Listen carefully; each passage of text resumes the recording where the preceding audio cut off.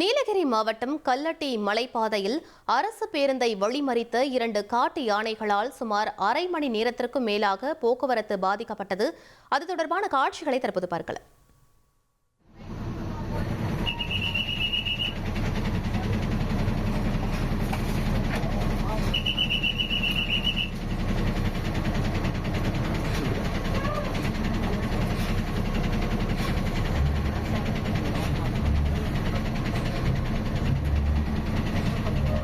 Light out from the side,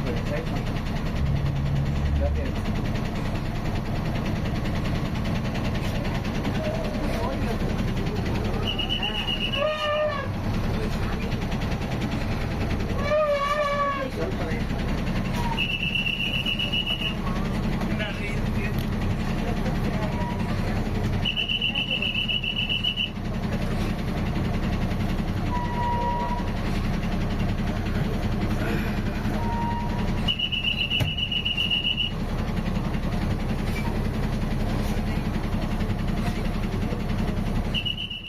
இது பற்றிய மேலும் விவரங்களை எமது செய்தியாளர் வில்லியம் வழங்க கேட்கலாம்.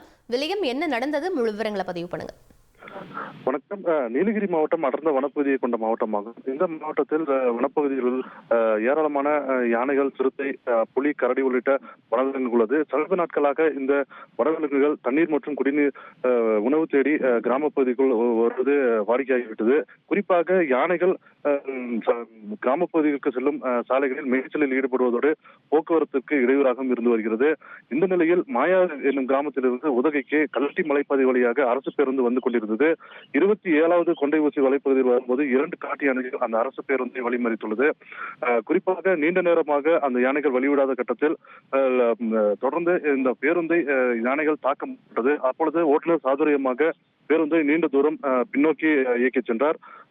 இந்த சம்பவத்தை தொடர்ந்து அரை மணி நேரம் அங்கு போக்குவரத்து பாதிக்கப்பட்டது. நீண்ட நேரத்துக்கு பின்பு வனப்பகுதிக்குள் யானை சென்றவுடன் அரசு பேருந்து வழக்கம் போல் உதகைக்கு இயக்கப்பட்டது. விவரங்களுக்கு நன்றி வில்லியம். உங்கள் தந்திவன் தொலைக்காட்சியில் கணபதியே வருவாய் தினமும் காலை 7 மணிக்கு காண தவறாதீர்கள்.